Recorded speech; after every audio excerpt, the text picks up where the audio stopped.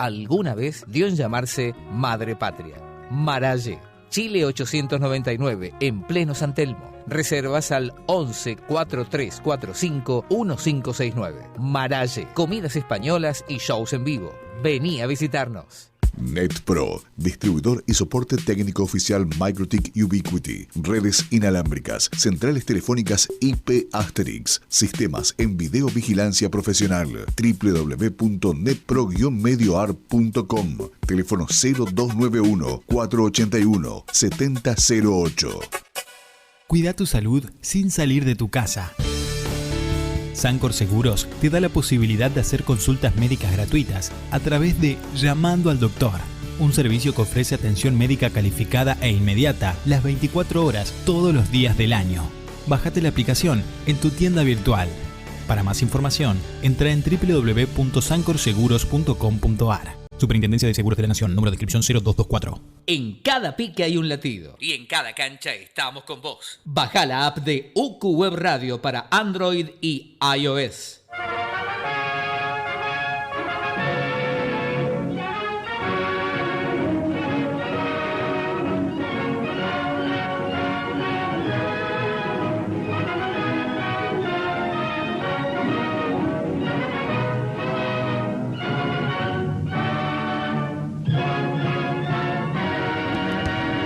La historia contada en tiempo presente.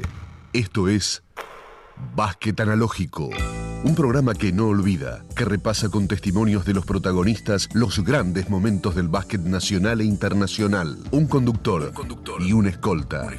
Alejandro Pérez y Marcelo Nogueira te acompañarán por un mundo desconocido para muchos. Esto es Básquet Analógico. Ni James Naismith lo hubiera imaginado.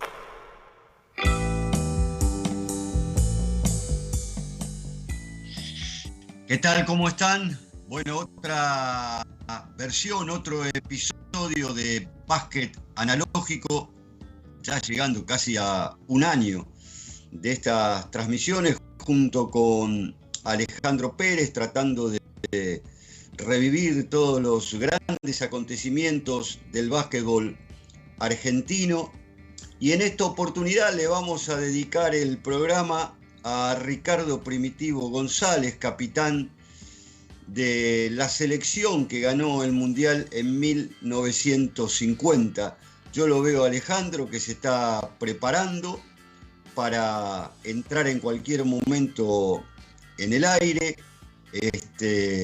Después de una jornada que tuvimos en día domingo con Triángulo y 2, realmente muy especial, junto con Fabián Pérez, con Ison Patoco, con Leo Margo, con invitados de lujo, como fueron Marcelo Milanesio y Pablo Prigioni.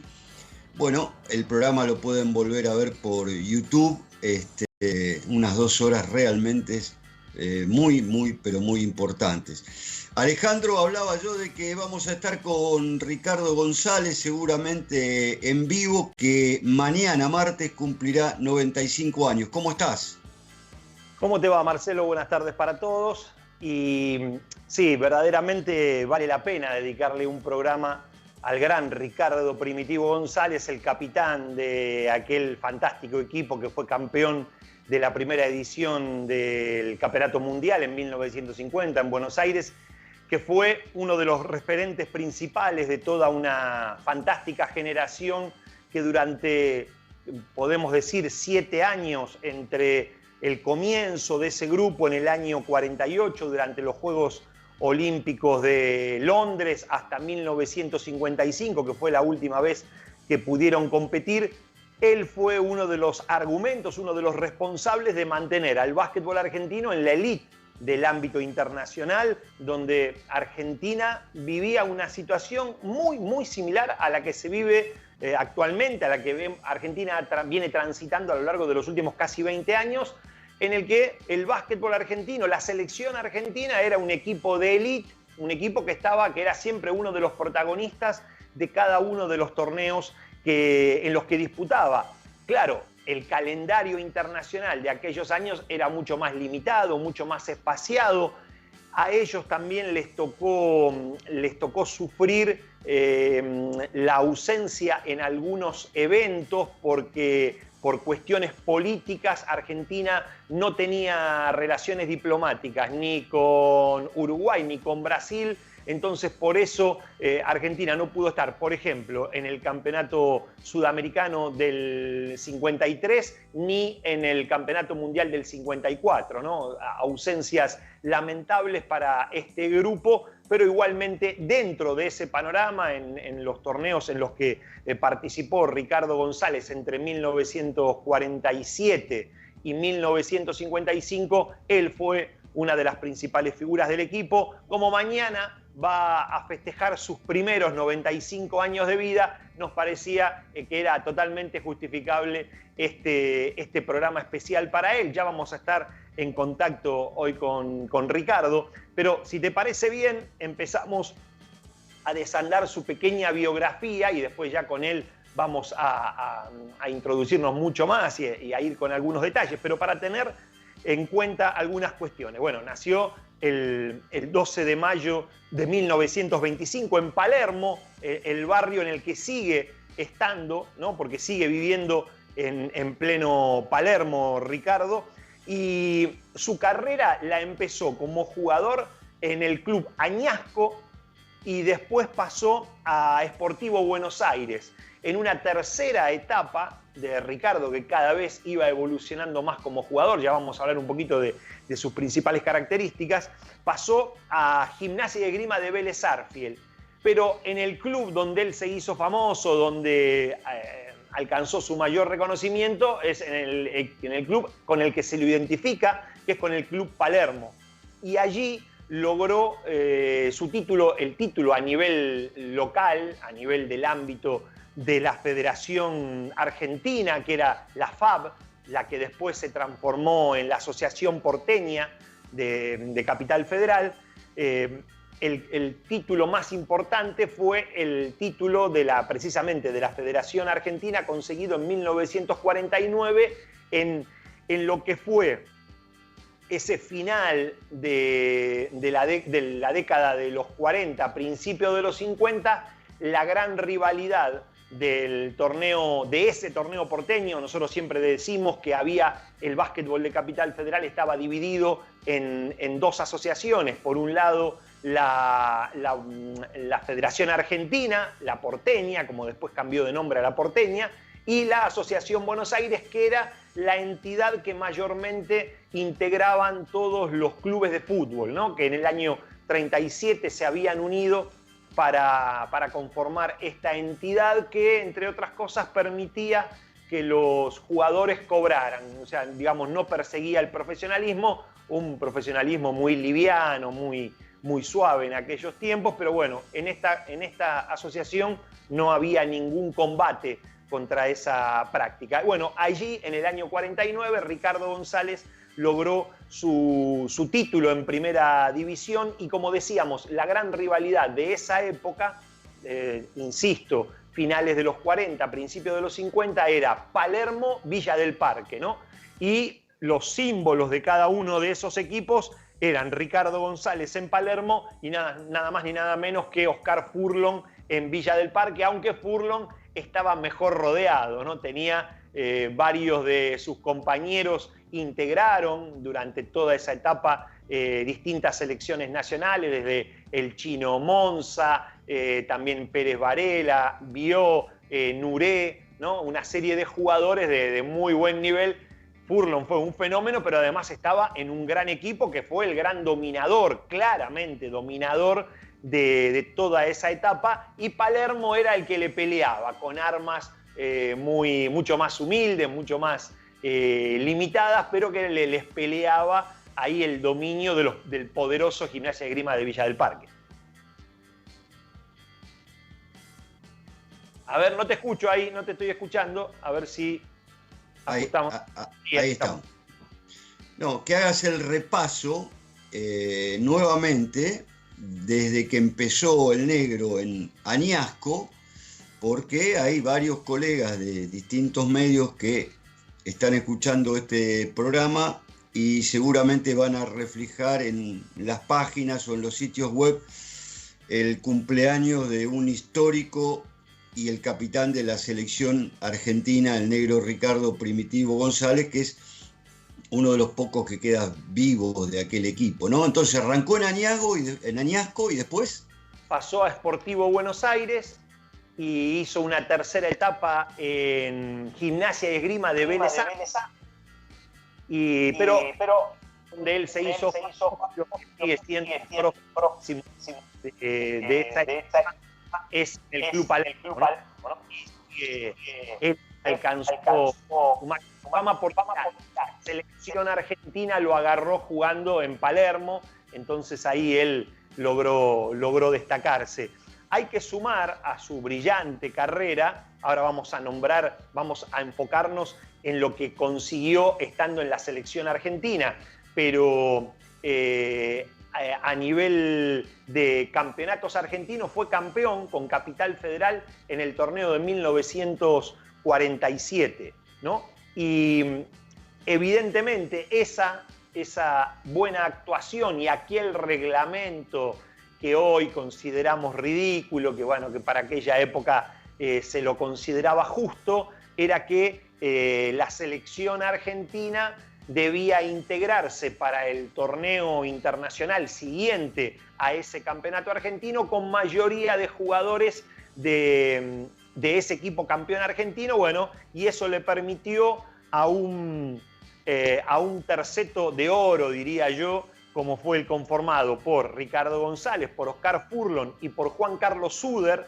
los tres luego campeones mundiales en 1950, pero los tres pudieron debutar en la selección argentina oficialmente en el Sudamericano de 1947 en Río de Janeiro. Ricardo González con 22 años recién cumplidos, pero ya desde ahí iba a mostrar que era un jugador de enorme calidad y le permitió, como decíamos, jugar en la selección desde ese 1947 al 55, 8 años. Para esa época, 8 años de permanencia en la selección, los mismos que alcanzó Furlong, que de esas camadas fueron los que más presencias tuvieron en la selección. Haber jugado 8 años seguidos en la selección argentina durante esa etapa del básquetbol que era totalmente amateur infinitamente amateur, y que donde las competiciones internacionales eran más espaciadas, verdaderamente haberse mantenido tanto tiempo y además con producciones destacadas, ¿no? No eran jugadores que iban de relleno. Furlong era una estrella, ¿no?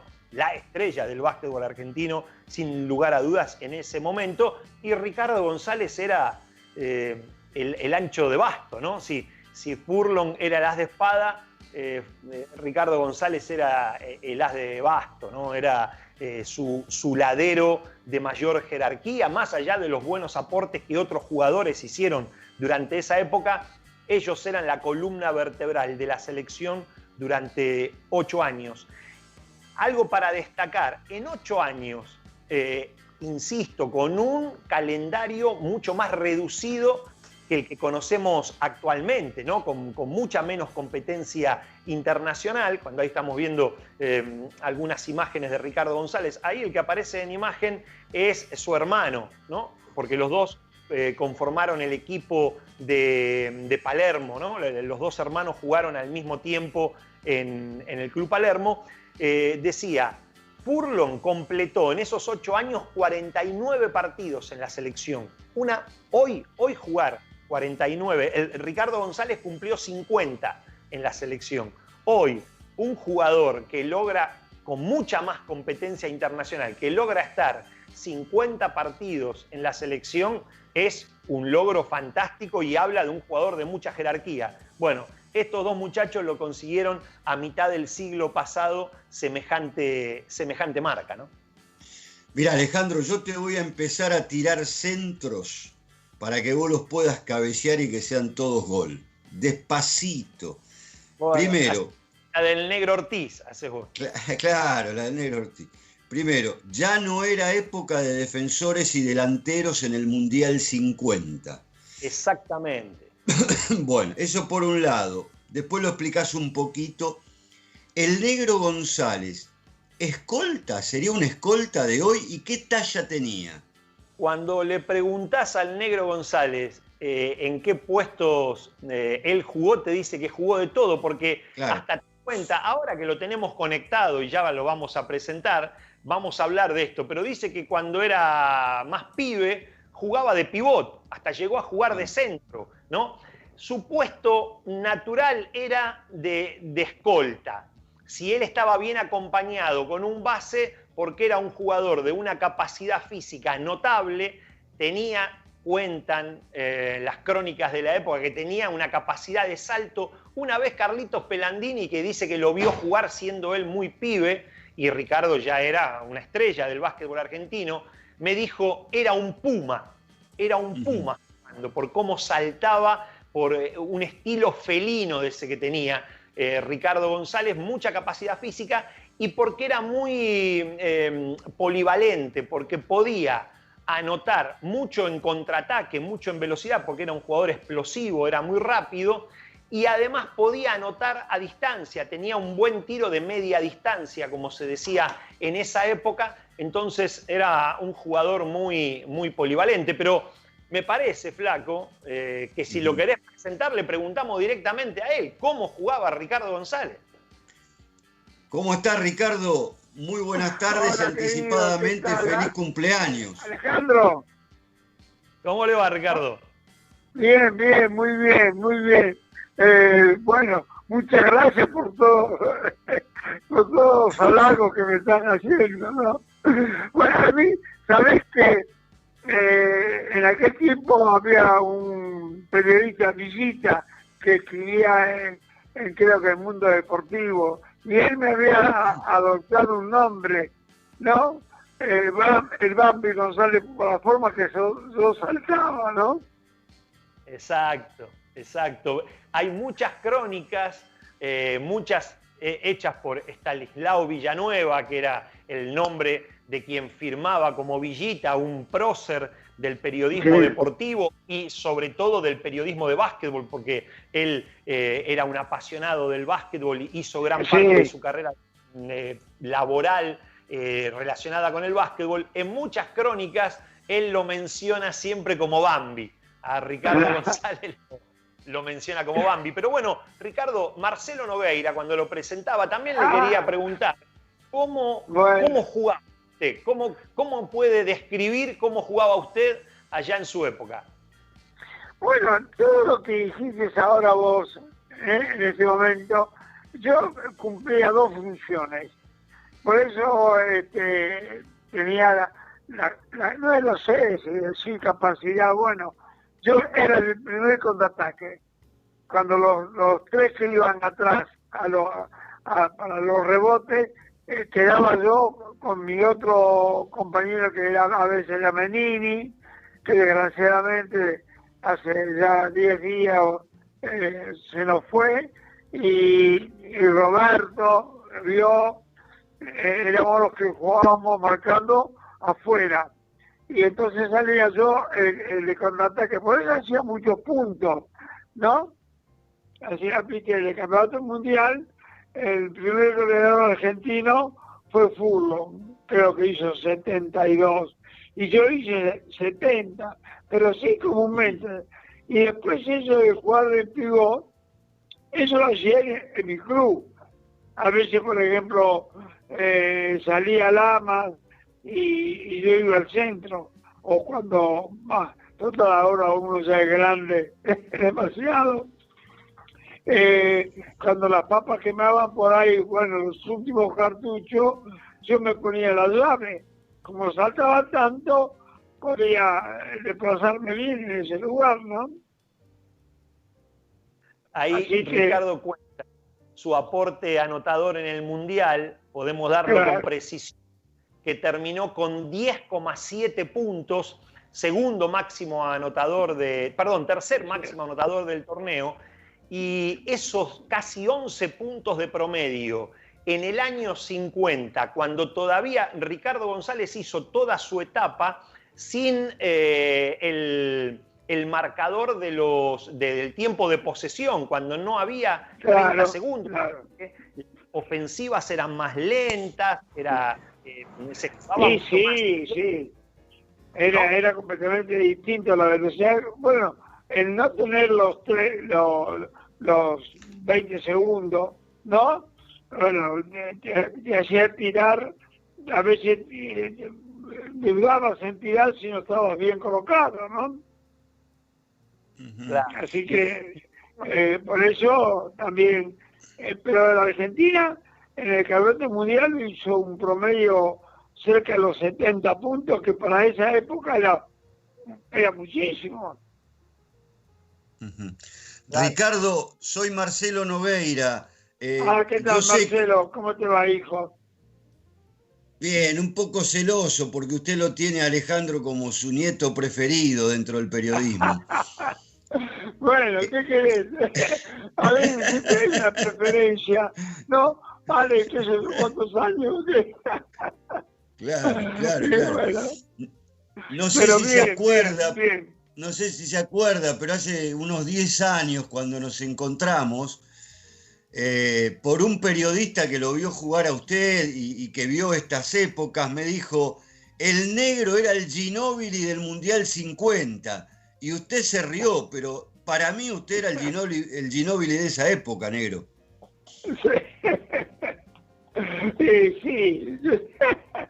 Bueno, mira, vos sabés que ayer me llama, parece mentira, no sé, te cuento esto porque me ocurrió ahora, me ocurrió de anoche y esta mañana. Me llama un periodista de una radio de Rosario, ¿no? Para preguntarme, bueno, digo, sí, cómo no, con mucho gusto. Bueno, hoy me levanto y digo, ¿pero qué estuve pensando? Estuve soñando, digo. Me soñaba todas las cosas del Mundial, las cosas que hacíamos. Digo, ¿pero cómo puede ser? Que uno lo tenga tan presente todavía, cosas que han ocurrido. Bueno, fue una alegría muy grande para mí, ¿no? Pero Ricardo, lo que pasa también que a usted en 1980 lo reconocieron entre los 5 mejores jugadores de la historia del básquet argentino, le dieron el diploma al mérito, el premio Conex, y también está en el Salón de la Fama de la FIBA. Usted realmente es un ícono de la historia del básquetbol. Nosotros con Alejandro conocemos de su humildad, pero bueno, lo decimos nosotros, no queremos tampoco que usted saque chapa de todas estas cosas, pero es así. Sí, uno está a esta altura de su vida, no se va a hacer, la tiene que entender, ¿no? Bueno, para mí fue una cosa, el Salón de la Fama, así te reconozcan como jugador de la nación, bueno, son muchos años. No te olvides que al final terminamos antes nuestra carrera, ¿no? Porque, claro, por ejemplo, ya íbamos a ir a las Olimpiadas de Melbourne, e íbamos al próximo campeonato mundial, que en aquel tiempo cuando se editó esa resolución que nos suspendió, ¿no? A todos los jugadores de básquet, no solamente al básquet, ¿no? A los nadadores, a los atletas, a todos los que íbamos a Melbourne, nos quedamos en casa. Por la famosa revolución libertadora, qué sé yo, ¿no? Bueno, para mí en ese momento, ir a Melbourne me representaba 3 Olimpiadas, Londres, Helsinki y Melbourne. Para un jugador de básquet era bastante. Eso mismo también lo cumplía Eugene Furlong, Uder, que es de los que estamos todavía vigentes, que somos 4 ahora, con la ida de Menini, somos 4, el negro Busto, Uder, Poletti y yo, que les quedamos. Y bueno. Ricardo, Y Marcelo, mirá, nosotros podemos hablar mucho por lo que cuentan las crónicas y por lo que también en el boca a boca algunos de los que lo vieron jugar a Ricardo cuentan de cómo era él. Pero mirá, me parece que vale estas declaraciones nada más y nada menos que de Jorge Canavesi, el entrenador que lo durante muchos años bajo su dirección. Y según una nota que hizo el queridísimo Osvaldo Ricardo Orcasitas,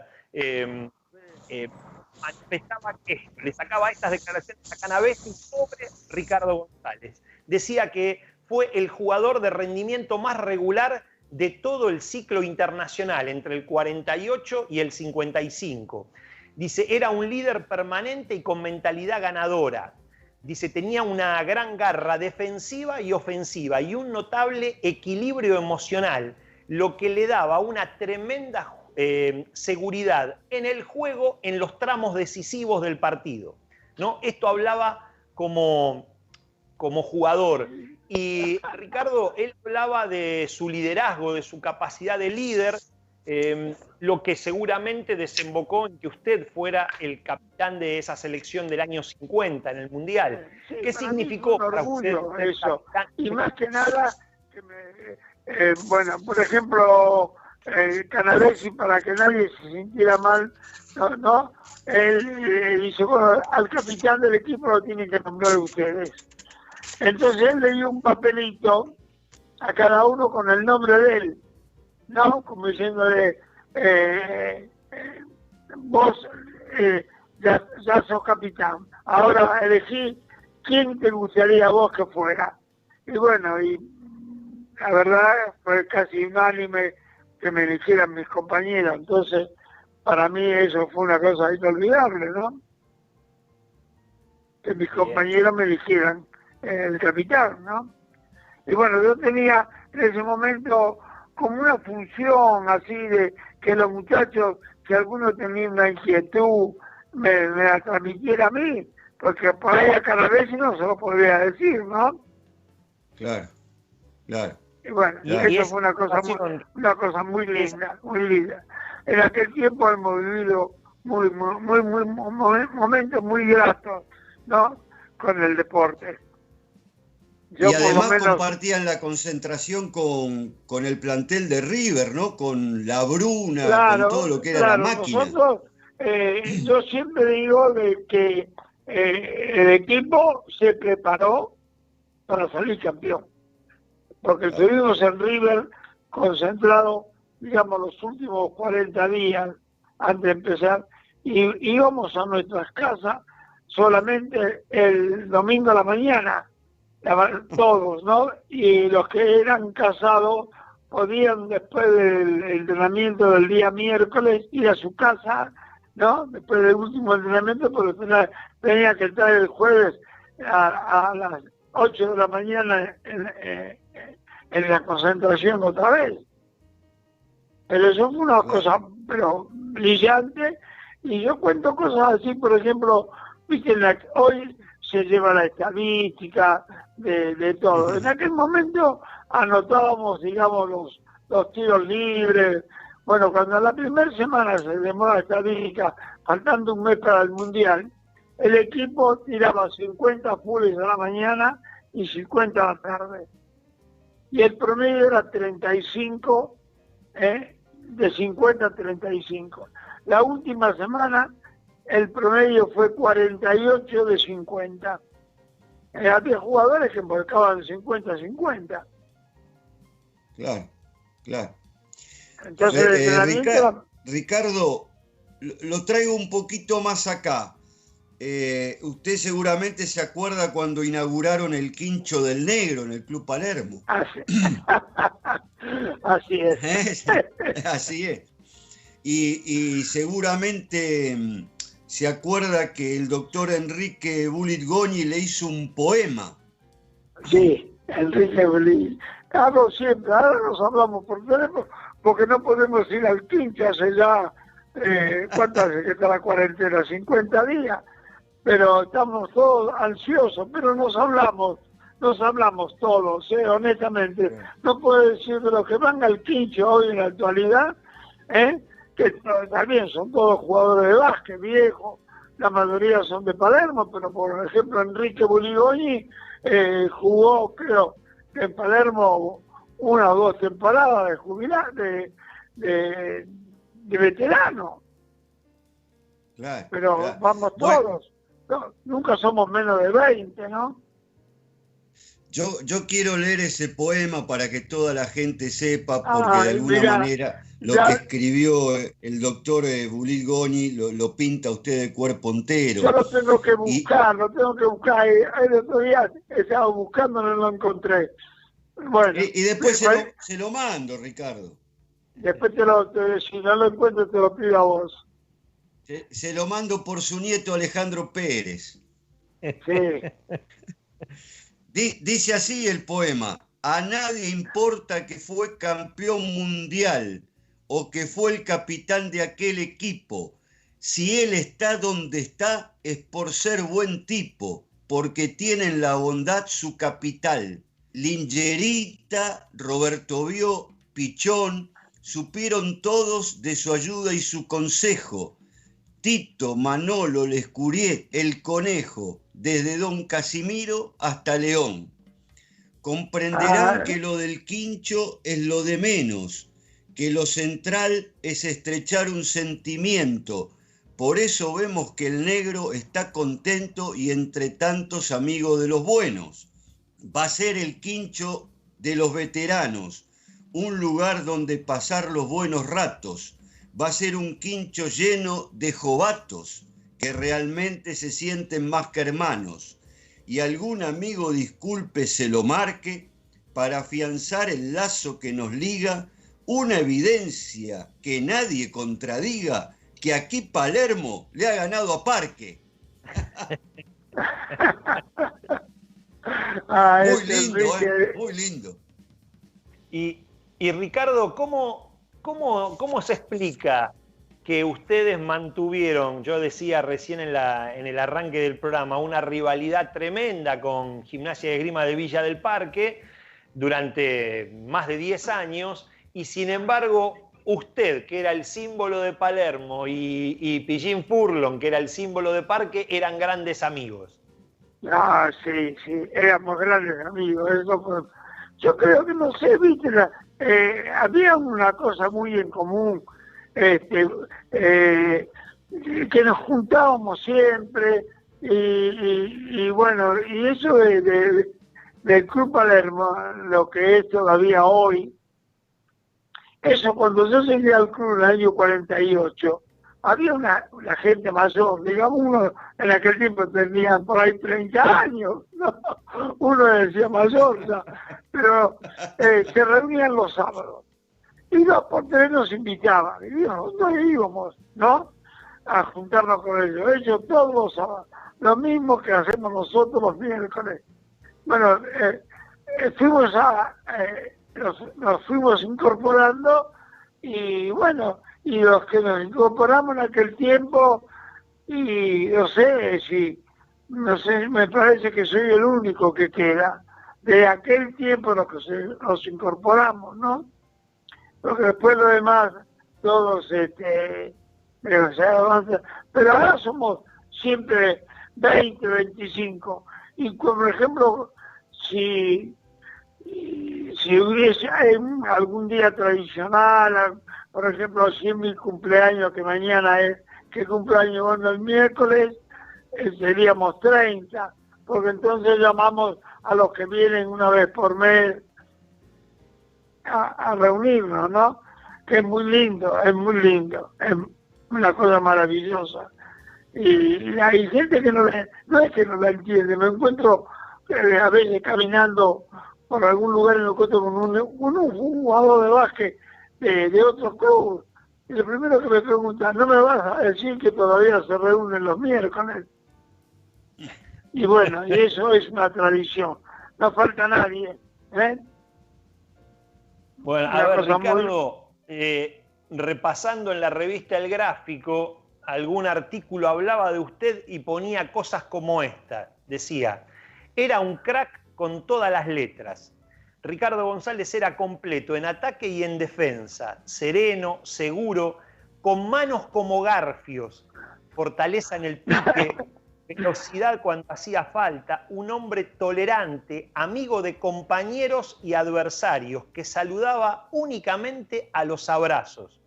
Lo mejor de Ricardo González fue su simplicidad para jugar. Todas las situaciones las resolvía de un modo sencillo. En la cancha gritaba solo como excepción. Tiraba bien de afuera desde posiciones fijas o a la carrera. Cuando marcaba ponía candados. Extraordinario en los dos rebotes, ataque y defensa. Cuando se mandaba era imparable. Se movía con su recordado amague de hombros, decían en esa época, y remataba. Fue un jugador absorbente de su época. El negro llenó gimnasios y arrastró gente. Yo creo, Ricardo, que usted, junto con Furlong, se convirtieron en los símbolos de esa generación de los campeones del 50 y que ustedes traspasaron las barreras del básquetbol. Aún con la limitación en los medios, no estaba la televisión como está hoy, había otros medios, pero la gente a ustedes llegó a reconocerlos fuera del ámbito del básquetbol. Ustedes se convirtieron en personajes del deporte argentino. Sí. Estoy seguro que fue así, ¿no? Estas cosas las puede decir ahora. Mira, me llamó voy a hacer un pequeño comentario, una cosa cortita.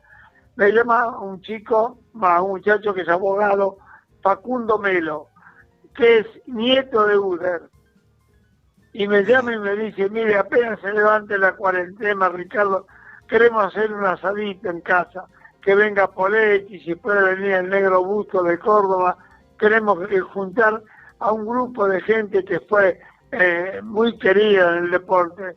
Bueno, mi abuelo, que es Juan Carlos, y bueno, yo ya le dije a todos los que algo tenemos que ver con el quincho del negro y todo eso.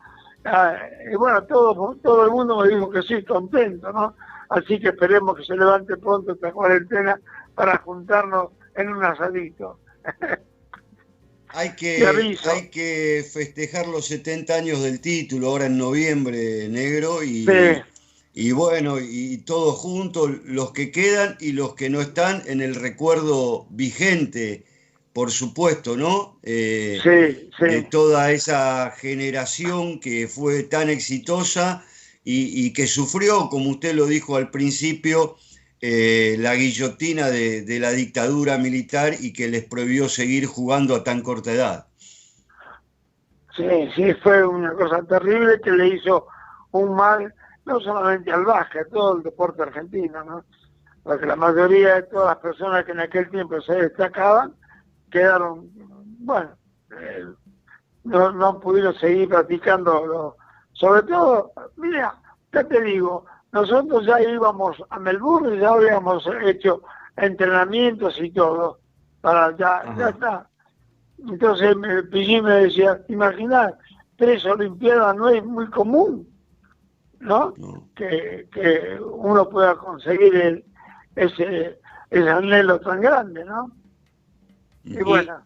Un dato, Marcelo, Ricardo, usted lo va a recordar, a principio del año 56, cuando ya los Juegos Olímpicos de Melbourne estaban ahí en los planes de todas las federaciones que tenían chance de participar, ustedes hicieron un par de amistosos con la selección de Uruguay y le ganó Montevideo a un equipo de Uruguay que después fue medalla de bronce en Melbourne. Exactamente, mirá vos cómo, bueno, pero mirá cómo me hiciste recordar esto, ¿no?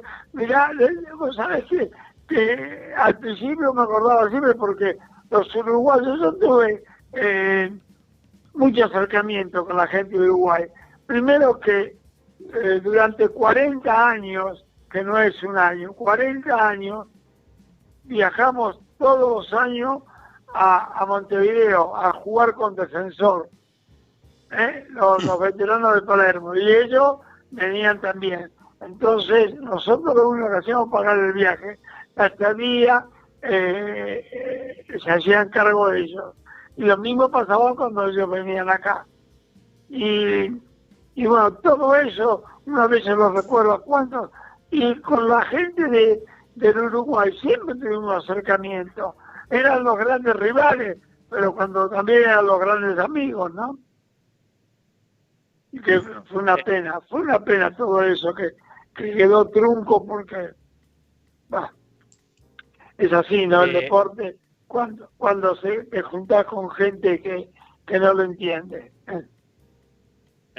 Flaco, otra referencia para tener sobre quién fue Ricardo González y lo que significaba para los rivales. ¿Sabés quién me habló maravillas de él, tanto de él como de Furlong? Nada más ni nada menos que Amaury Pasos, el brasileño. Que fue, Amaury, ¿qué? Dice, cuando yo era joven y empecé a estar en la selección, ya Furlong y Ricardo González eran dos tipos de mucha trayectoria, como explicaba recién Ricardo, que estaban en el tramo final de su carrera, pero dice, esos tipos tenían una calidad, jugaban tan bien, y Amaury Pasos, que si bien nació en Brasil, se crió en Argentina, algo que poca gente sabe, y que habla perfecto español, porque sus padres son argentinos. Él decía que él admiraba de jovencito a Furlong y a Ricardo González, un tipo que también, Amaury Pasos, está en el Salón de la Fama, 2 veces campeón mundial, una estrella del básquetbol internacional en su momento, ¿no? Así es. Aparte, Amaury prácticamente empezó su carrera deportiva, iba a la Yumen, todos los mediodías a jugar, cuando estaba acá en la Argentina. Así que prácticamente llegó a jugar federado, me contó Ricardo, en Náutico Buchardo, en el Club Buchardo. Llegó a jugar federado acá en Buenos Aires.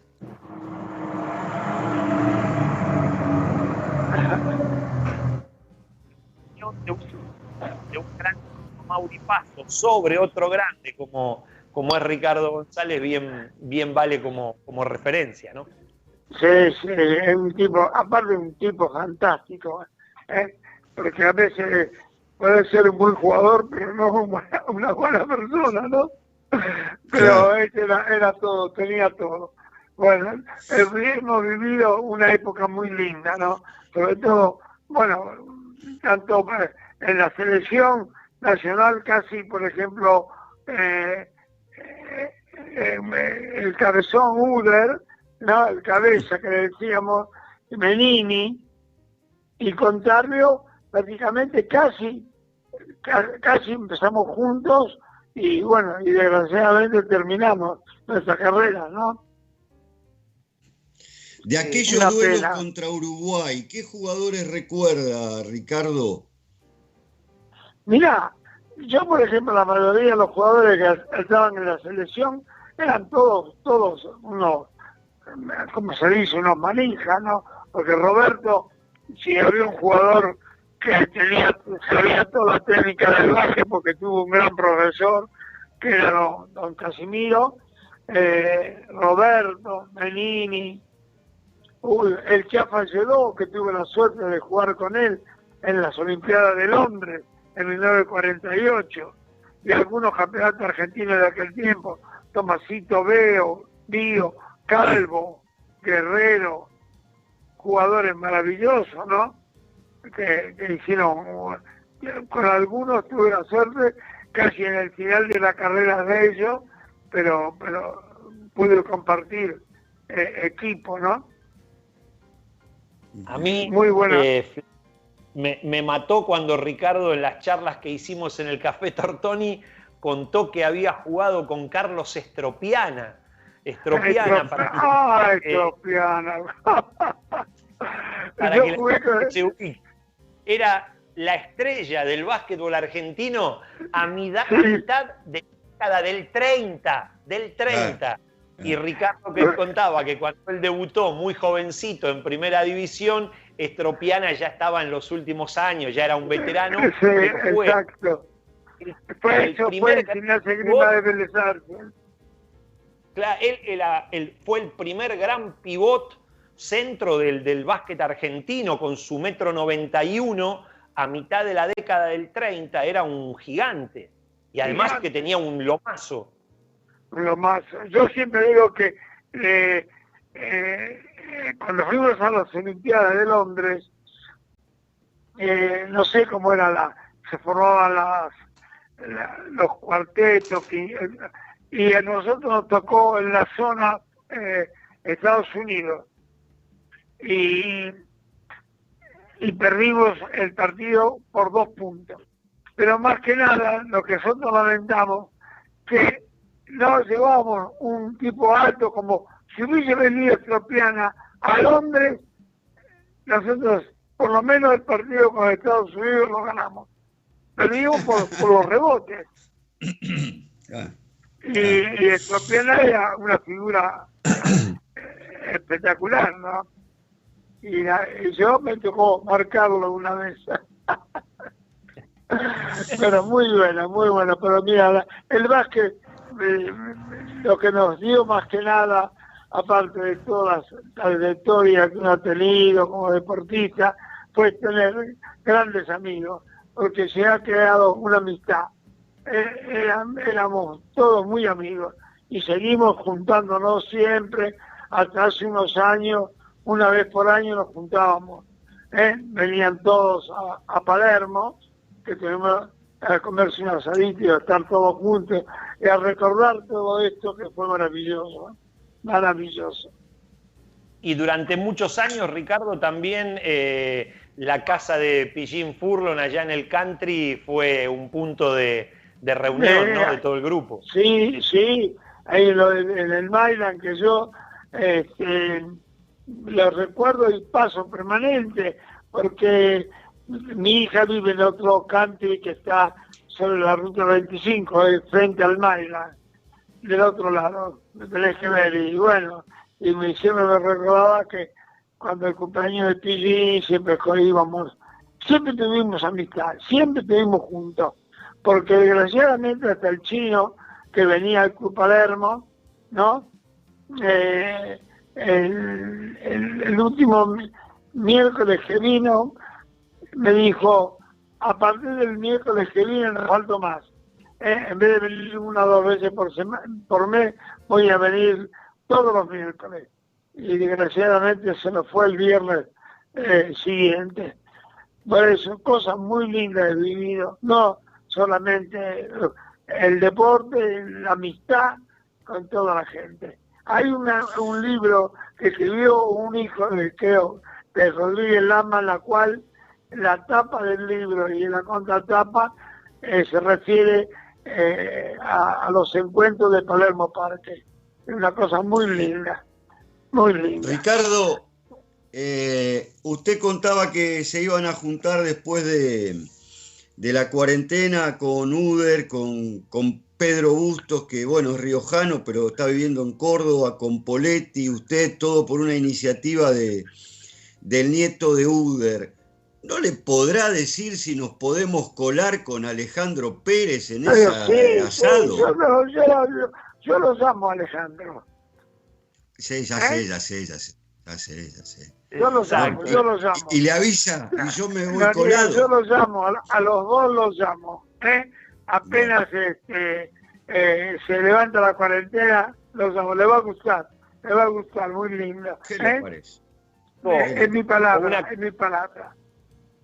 Ya está, ya tenemos la palabra del capitán, es como, estamos tranquilos. Porque mira, lo que te quiero contar es eso. Ricardo González fue el capitán de la selección argentina desde el Mundial del 50, fue siempre el líder, el capitán de ese grupo. Pero después que dejaron de jugar, también lo siguió siendo. Y el respeto y, digamos, la aceptación del resto de sus compañeros hacia Ricardo por ser el líder espiritual de ese grupo se mantuvo y se mantiene hasta hoy. y soy testigo de eso, porque alguna vez los quise juntar o haciendo la gestión para juntarlos para una nota en el año 2000, para los 50 años del título del Campeonato Mundial, arranqué me acuerdo, por Uder y por Alberto López. Arranqué, y los dos me dijeron exactamente lo mismo. No, arreglá con el Negro González, el Negro arregla con vos y después nos comunica a todos y nosotros hacemos lo que dice el capitán. Para eso está el capitán. Los dos me dijeron exactamente lo mismo. Ay, sí, me quedé loco, me decía, encargate vos sos el capitán, comunicale a todos tal cosa, tal esto. Ay, mira, digo, bueno, está bien, déjalo. Muchas gracias, Ale, Dariega, muchas gracias por todas las palabras que han tenido para... Bueno, gracias. Acá también nos dice nuestra compañera Ison Patoco, que es cordobesa de producción con Leo Margo, dice, amamos al Negro González. La verdad que desde todas las generaciones, porque ella es muy jovencita, también tienen gran admiración por usted, Ricardo. Bueno, gracias, le mando un beso grande. Gracias, muchachos, por todos estos momentos gratos que me hace pasar. Flaco. Y feliz cumpleaños, ¿no? Feliz cumpleaños anticipado para mañana, que lo pase lindo dentro de esta cuarentena. Bueno, muchas gracias, querido, muchas gracias. Yo estoy a sus órdenes, cualquier cosa me llama. Si hacemos el asado, llegamos, los amo, Perfecto. Muy bien, Ricardo. Le mandamos un beso muy grande, nos alegramos escucharlo bien, con sus jóvenes 94 años menos un día, le falta un día, son 95, ya nos comunicaremos mañana. Le mandamos un beso muy, muy grande y como siempre un gusto hablar con usted por el cariño, el respeto y la admiración que tenemos por usted como deportista. Así que muchísimas gracias. No, gracias a ustedes, muchachos. Un abrazo, Estamos al habla. Gracias por todo. Me han hecho pasar un momento muy grato. Gracias. Hasta pronto, Hasta pronto. Flaco, recién comentabas lo de Ison, nuestra compañera, que siendo muy jovencita, tiene admiración por este prócer del básquetbol argentino con sus casi 95 años. Desde hace 20 años al pobre Ricardo le vengo mandando alumnos de Portea, donde vos sabés que di clase durante 20 años exactamente, y cada vez que que a alguno se le ocurría o que proponíamos hacer algo sobre el Mundial del 50, yo le mandaba a Ricardo a los alumnos. A todos los recibió y los sigue recibiendo, porque hasta hace poco le seguí mandando gente y los atiende y les habla y le cuenta, y después vienen chicos de a lo mejor 20 años, 21 años y te dicen, no puedo creer ese hombre cómo me trató, a pesar de que es un campeón del mundo, con qué amabilidad, cuántos detalles me dio. La verdad que Ricardo fue un fenómeno dentro de la cancha y sigue siendo, con sus casi 95 años, un fenómeno fuera de la cancha también. Vos sabés que fue una selección bastante olvidada, la del Mundial 50, por mucho tiempo, hasta que en 1985, y por una movida que hizo León Nasnude, que en aquel momento era el entrenador de la selección argentina, se les hizo un agasajo en el Luna Park cuando se cumplieron los 35 años. Me parece, Ale, que fue un partido Argentina-Uruguay amistoso. Exactamente. Claro. Y si no me equivoco, ese fue el primer partido, digamos, no por un torneo oficial, pero sí la primera vez que Marcelo Milanesio integró la selección argentina, llevado por León. Claro.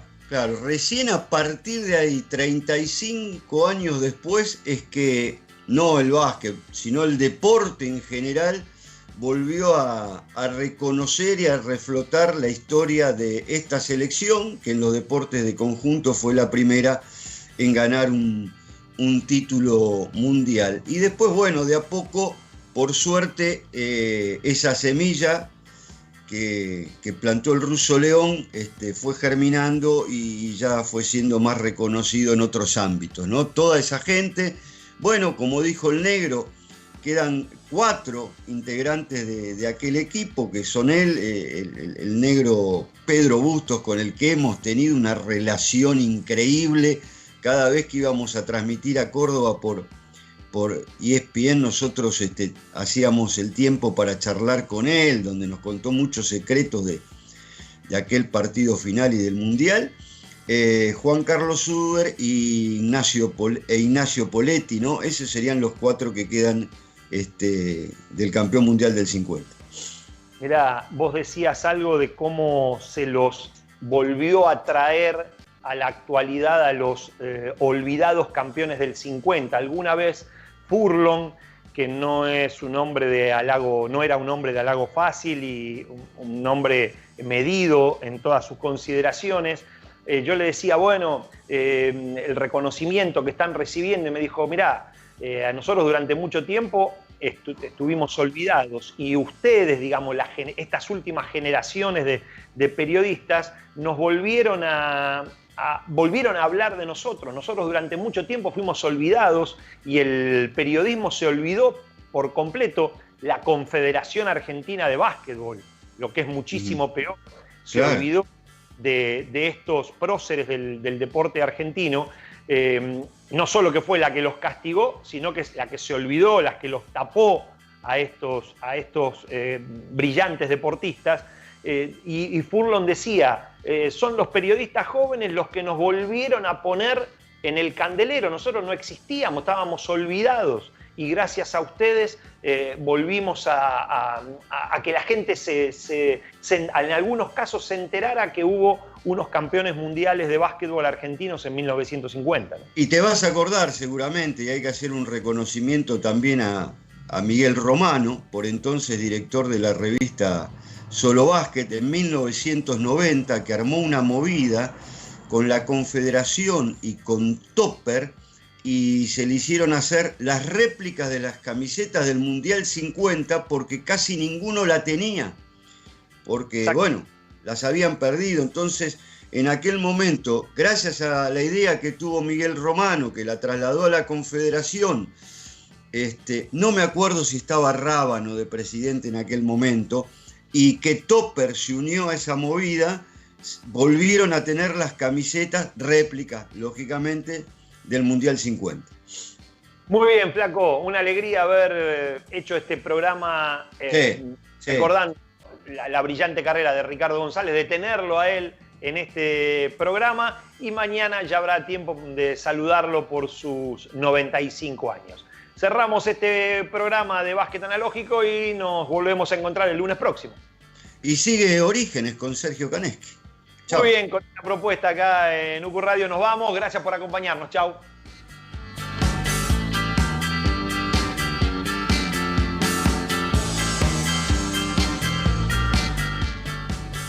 Básquet Analógico. Ni James Naismith lo hubiera imaginado.